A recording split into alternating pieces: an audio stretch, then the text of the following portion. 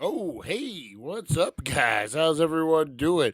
I was just seeing if this was the right link. If we're what we're doing is what we're doing here. Let me see here.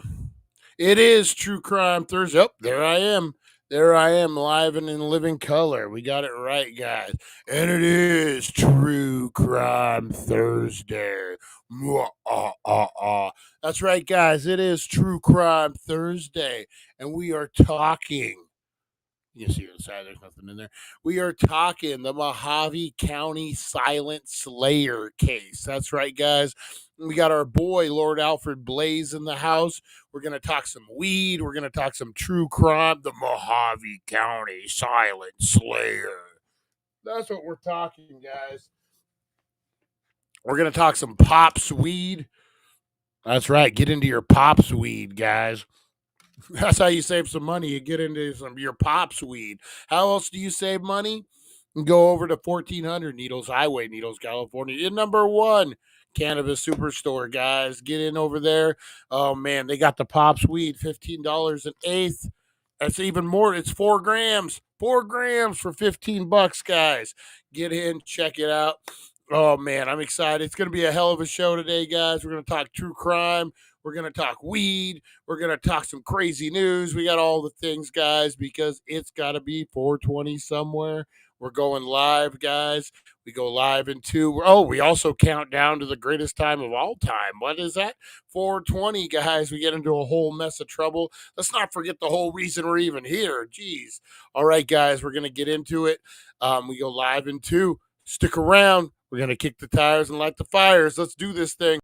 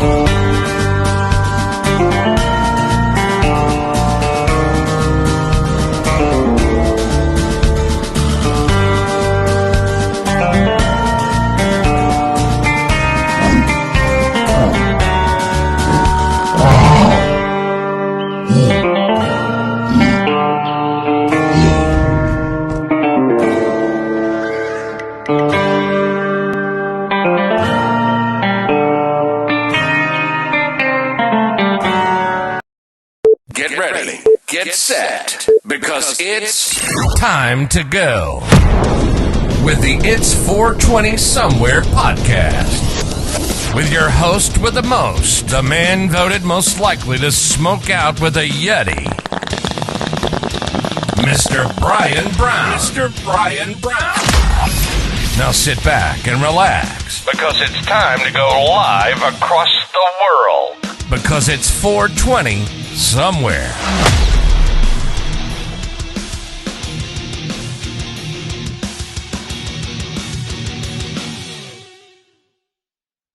And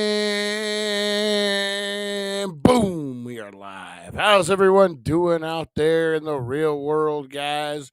Oh, Harvey Hooligans, how you doing? Lonnie, what is up? What is up? Nice school. Rosie Key, how you doing? How you doing? How's everyone doing out there, guys? It is gotta be 420 somewhere. That's right. This is the show, the only show in the history of all the shows that counts down every day, Monday through Friday, around 410 to the greatest time of all time, guys. That's right, 420.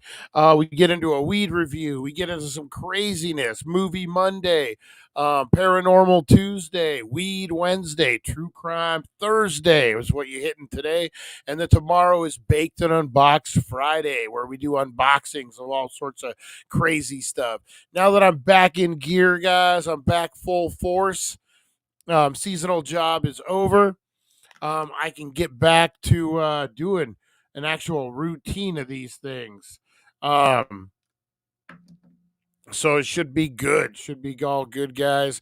November to Dismember, our horror icon tournament, guys, starts tomorrow morning at the Wake and Bake Morning Show, guys. We're going to discuss the horror icon tournament.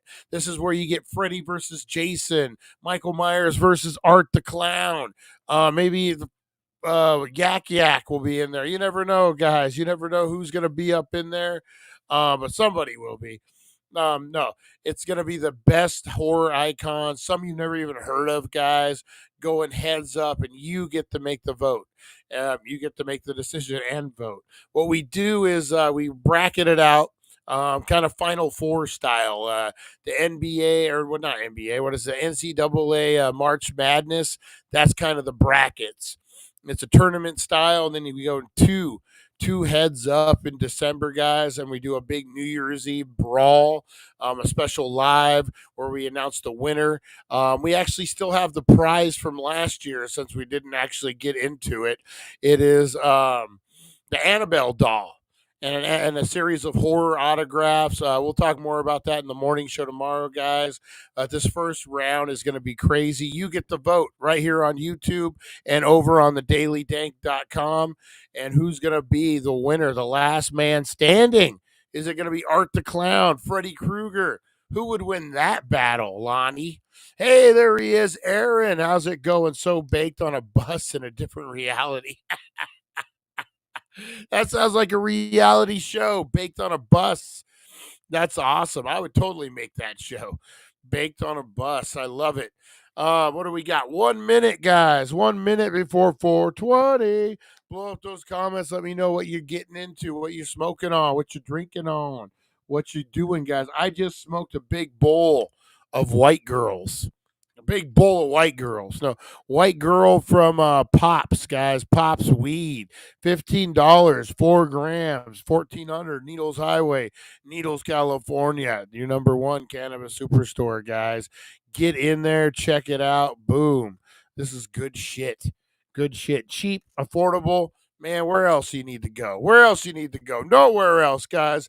Blow up those comments. Let me know what you're getting into, guys, because it is 420.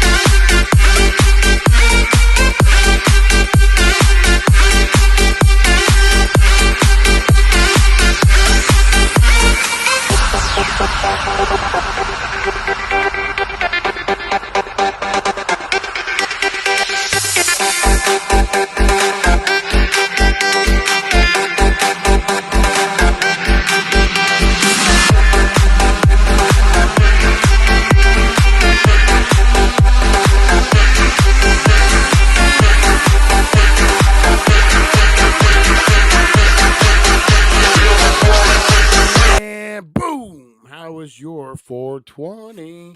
Mine was fire, guys. I'm telling you, man. This White Girl, it has indica dominant, coming in about 30%. It smells freaking like fresh cut. I say fresh cut hay.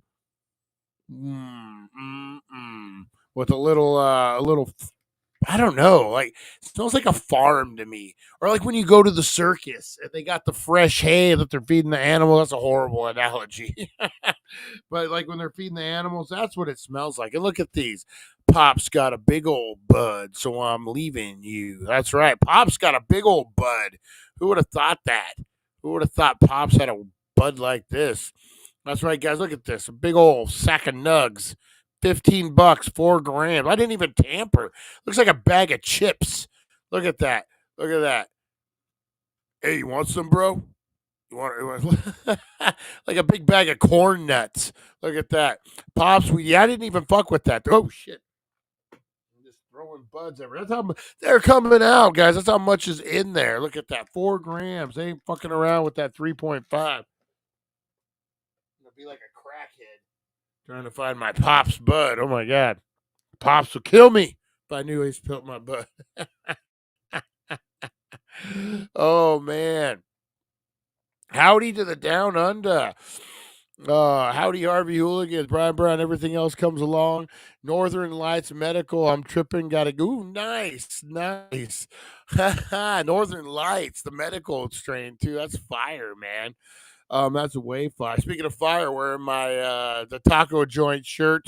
Taco joint. Give him a big shout out there. Tim, my buddy Tim, and the family. Love you guys. Love all the Dank Nation people, guys. Oh shit, you know what I didn't do? I did not log in for our True Crime Thursday. Oops. Craziness on the screen.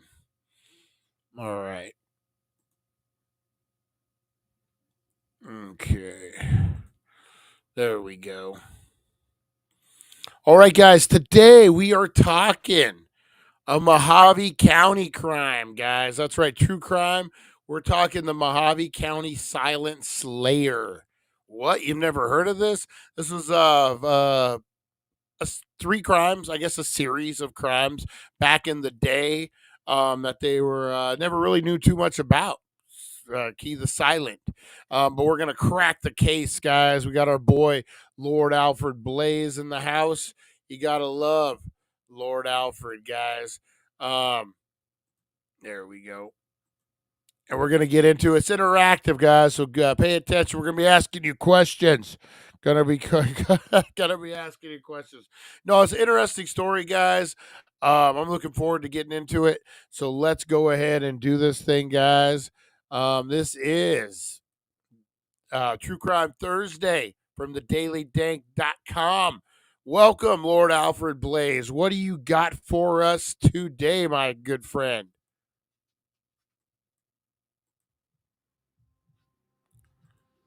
What's up, Danksters? Lord Alfred Blaze here, and welcome to True Crime Thursday, brought Thank to you. you by thedailydank.com. Today we talk the Mohave Desert. Ooh. Vast, unforgiving, brutal. A harsh beauty that hides secrets as old as time itself. Secrets whispered on the wind, etched in the sun-bleached bones of those swallowed by its indifference.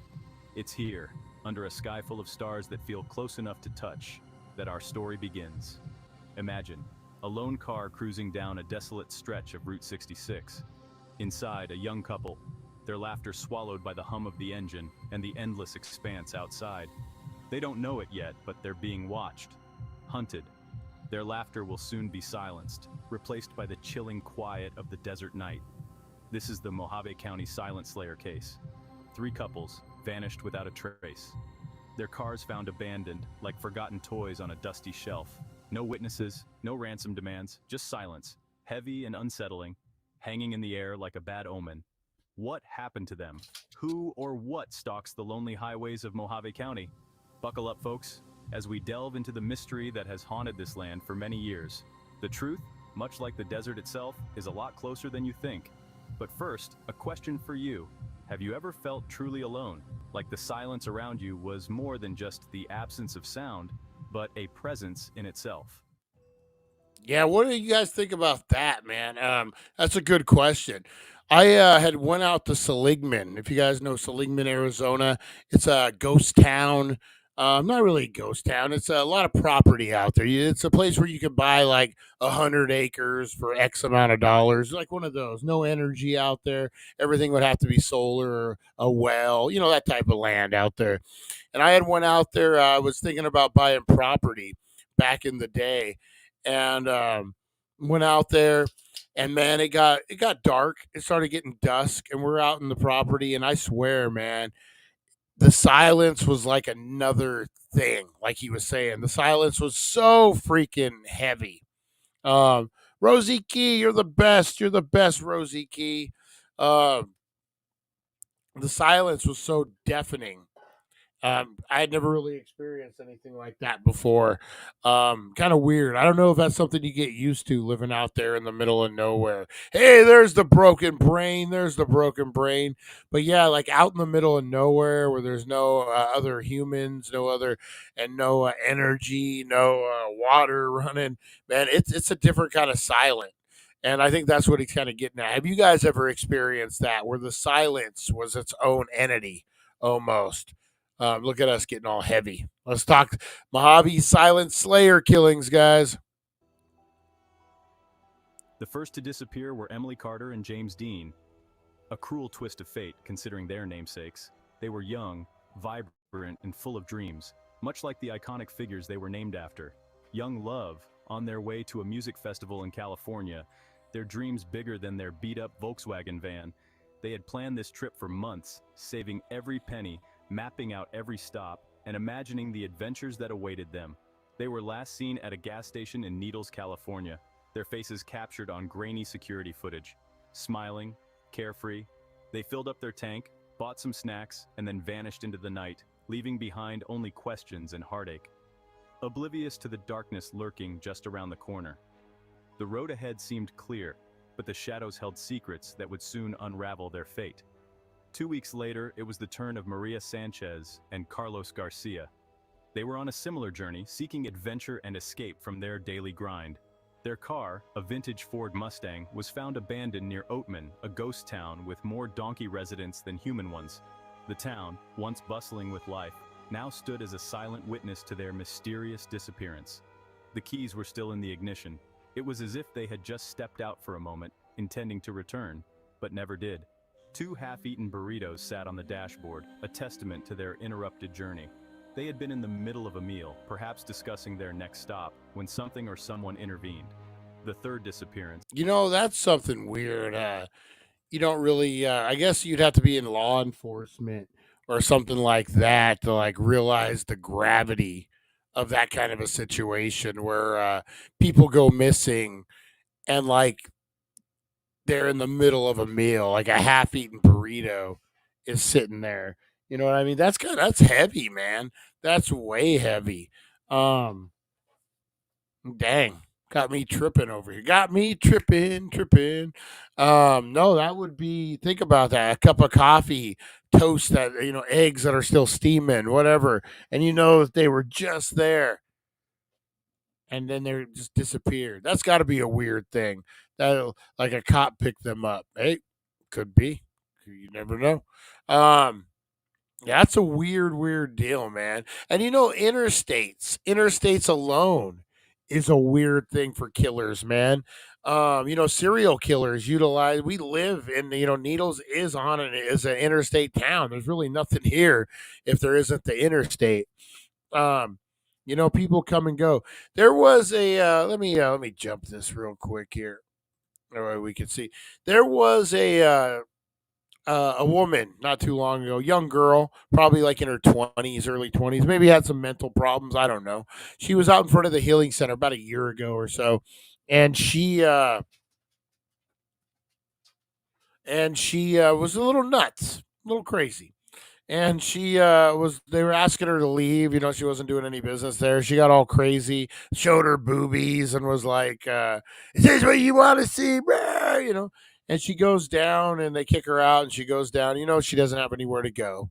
I mean, you just know that it's an interstate town, and she's probably going to try. Who's to say that some truck driver murderer guy just wouldn't pick her up and just never see her again?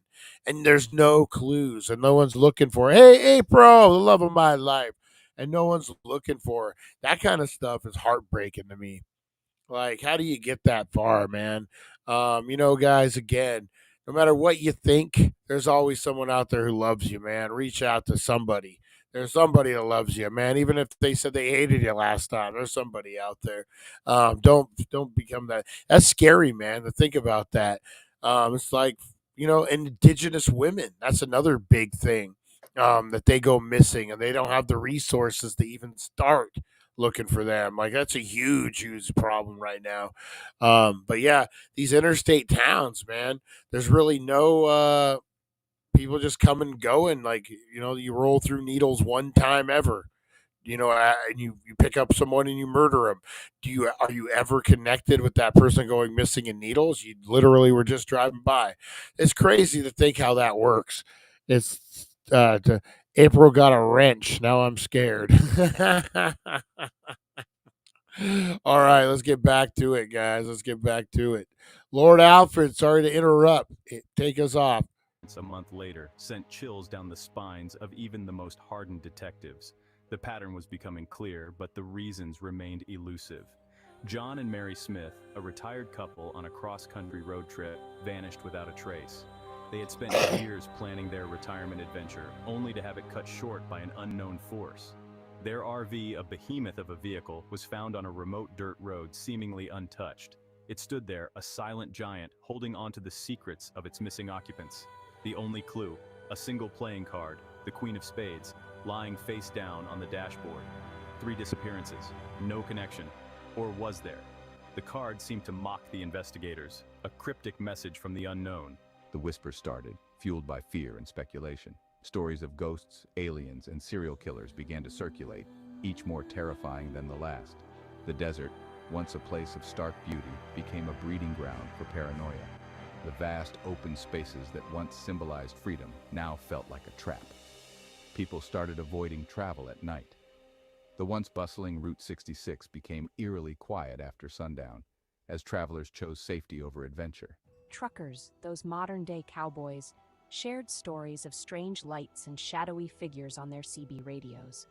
They spoke of encounters that defied explanation, of headlights that vanished and figures that seemed to melt into the night. The Silent Slayer, they called it, a name that sent shivers down the spine of anyone who heard it. A phantom preying on the unsuspecting, leaving no trace but the chilling echo of their absence. The fear was palpable, a dark cloud that hung over the desert. But is it a person or something more sinister? The questions lingered unanswered as the desert held its secrets close. The desert holds its secrets close, but we're determined to uncover the truth. Every grain of sand, every whisper of the wind holds a clue waiting to be discovered.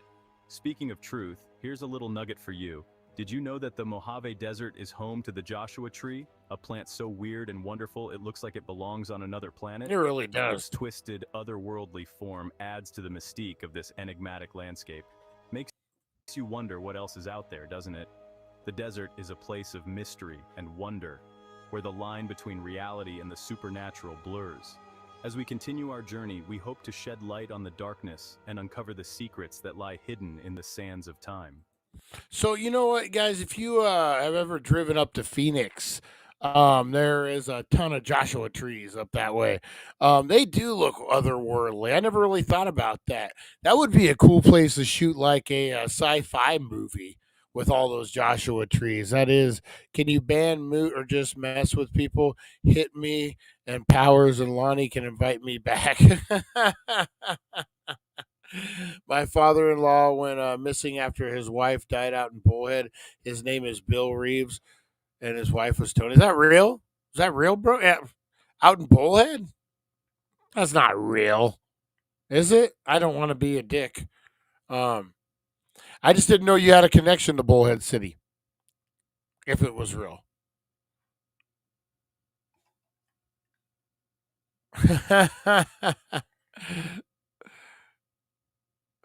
Oh, that's funny. Oh, I get it now. I get it now. You guys in the chat. All right, Lord Alfred, take us away. The investigation was led by Sheriff Tom Hawkeye Henderson, a man who looked like he'd stepped straight out of a Western. His presence commanded respect and instilled a sense of hope in the community. Grizzled, weathered, with eyes that had seen too much desert and too many crimes. His face told stories of countless battles with the harsh elements and the darker side of humanity. He knew the Mojave like the back of his hand, but even he was stumped. The vastness of the desert seemed to mock his expertise, presenting a puzzle with pieces that refused to fit together. The FBI got involved, bringing their fancy gadgets and big city skepticism.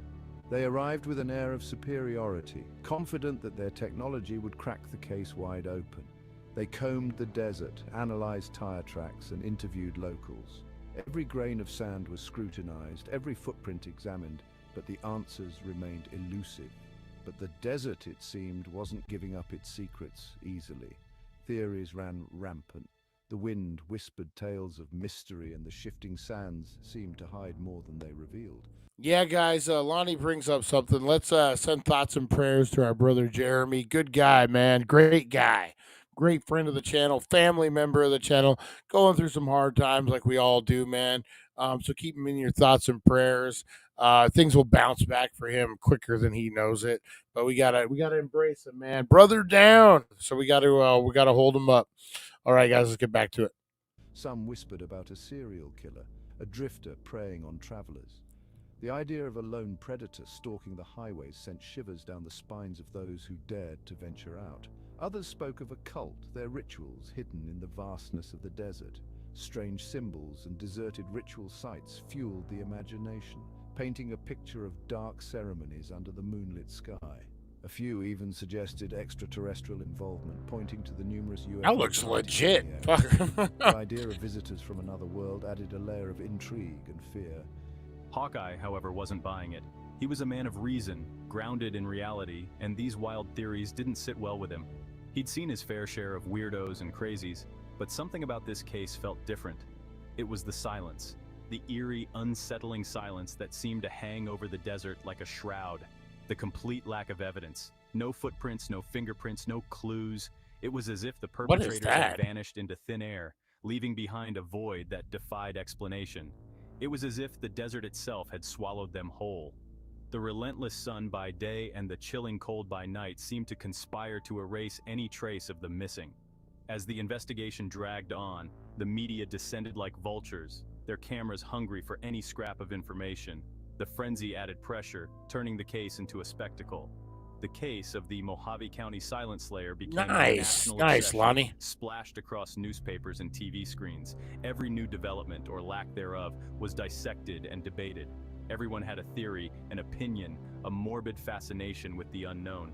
Conversations buzzed with speculation, each person convinced they had the answer. But amidst the chaos and speculation, one question remained unanswered.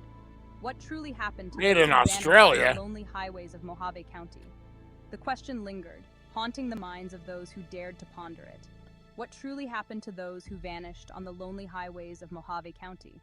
The missing person posters fluttered in the wind, a stark reminder of the lives that had simply disappeared. And here's a thought to ponder. If a tree falls in the desert and no one is around to hear it, does it make a sound? The philosophical question mirrored the mystery at hand. Does it make a sound? The vast emptiness of the desert seemed to hold its breath, waiting for an answer. More importantly, if a crime is committed in the desert and there are no witnesses, did it really happen? The desert held its secrets close, leaving the world to wonder and the shadows of doubt to linger. The lack of evidence was baffling. It was as if the very essence of the crime had been meticulously erased, leaving behind an eerie void that mocked the investigators' efforts. No fingerprints, no DNA, no signs of struggle. The scene was pristine, almost too perfect. Damn, as if Bonnie, someone good had deal. gone to great lengths to ensure that not a single trace was left behind. It was as if the victims had simply vanished into thin air, their lives, their stories, all erased in an instant, leaving behind only questions and a haunting sense of loss. The FBI profiler, a sharp-tongued woman named Agent Sarah Jones, was starting to believe they were dealing with a criminal mastermind.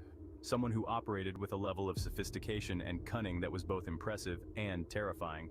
Someone who knew how to cover their tracks with the precision of a surgeon. Every move calculated, every detail meticulously planned, leaving nothing to chance. Hawkeye, however, wasn't convinced. He had seen too many cases, too many criminals who thought they were smarter than the system. only to be brought down by a single mistake. He trusted his gut, and his gut told him something wasn't adding up. There was a piece of the puzzle that was missing, something that would make everything click into place. The desert was a harsh mistress, unforgiving and relentless. Its vast, empty expanse seemed to My swallow shovel tells no secrets, tales. hiding them beneath layers of sand and silence. It was hard to believe that someone could commit such clean crimes in such an unforgiving environment. The desert, with its relentless heat and shifting sands, seemed an unlikely place for such precision. He spent his days poring over maps, satellite images, and geological surveys. Every detail, every anomaly was scrutinized in the hopes of finding a clue, a lead, something that would break the case wide open. He knew the desert held the answers, but they were buried deep, hidden beneath layers of sand and silence. Yeah, The man. desert was a keeper of secrets. So and many productive secrets only out there in the for those desert. One evening, while studying a topographical map, he noticed something peculiar, a pattern that had eluded him before, hidden in the seemingly random locations of the crime scenes. The locations where the vehicles were found, seemingly random at first glance, formed a pattern, a triangle. What? It was a revelation that sent a shiver down his spine. And at the center of that triangle lay a place called Shadow Valley, a desolate canyon shrouded in local legend, a place that was said to be cursed, where people disappeared without a trace.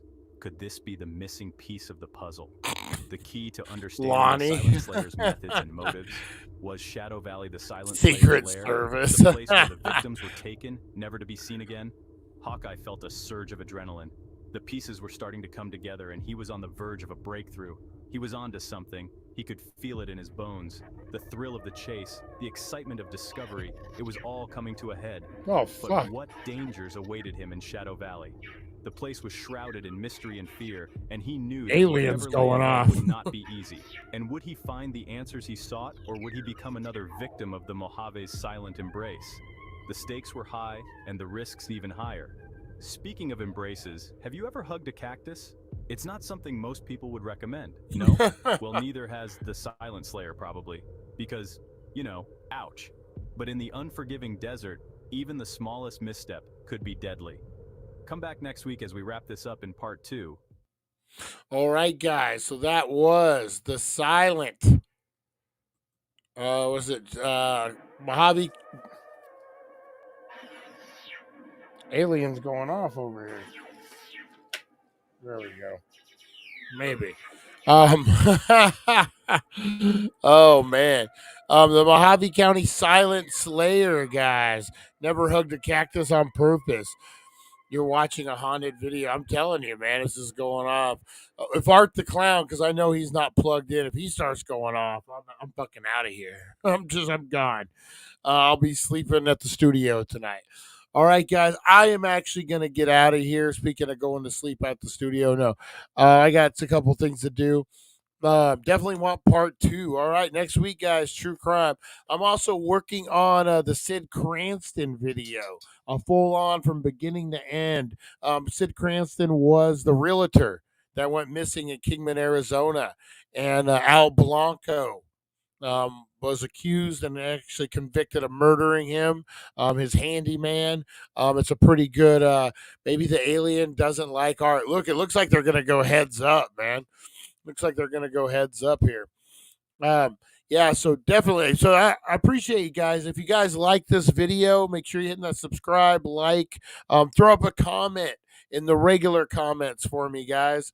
Kind of get that algorithm kicking. I think it was a good one. We're gonna start doing more of these for paranormal and for true crime.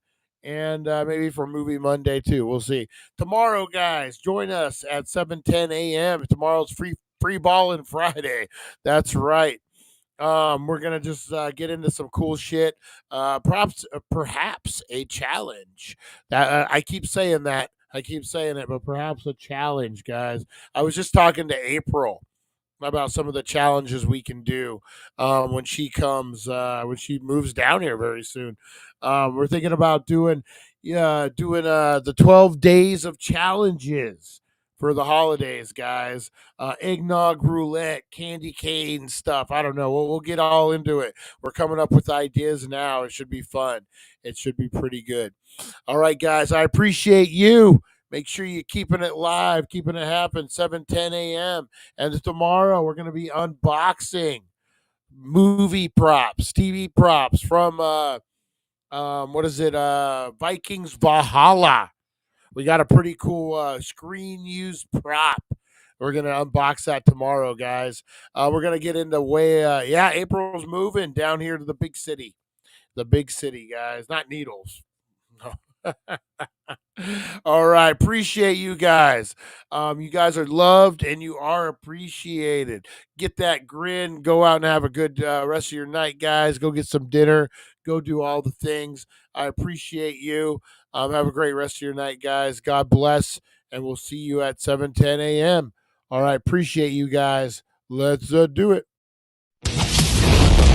Thank you for joining us on the It's 420 Somewhere podcast. Broadcasting worldwide and brought to you by thedailydank.com. Check out our merchandise and amazing content. And follow us on all our social media. Now, you don't have to go home, but you can't stay here. All right, guys. Have a good one. I just added. What is this?